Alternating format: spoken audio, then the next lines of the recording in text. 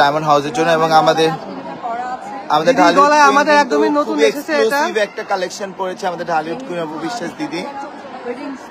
Wedding এর জন্য আমার মনে হয় যে কালেকশনটা একদম পারফেক্ট হবে। সো এটা চট্টগ্রাম শোরুমে আছে অ্যাভেলেবেল। আমি চট্টগ্রামে এসে এটা আসলে পরলাম, আমার কাছে ভীষণ ভালো লাগছে। যারা নতুন বিয়ে করতে চান আমার মনে হয় যে this is the perfect ornaments হবে আপনাদের জন্য।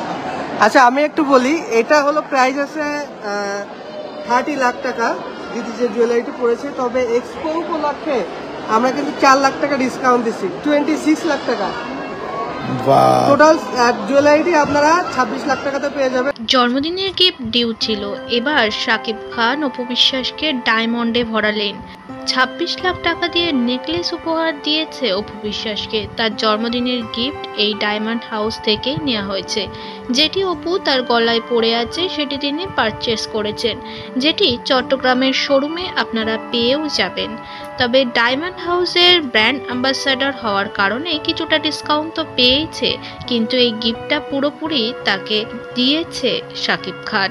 গোপন সূত্রের খবর, শাকিব মাঝে মধ্যেই গিফট দিয়ে থাকে অপু বিশ্বাসকে।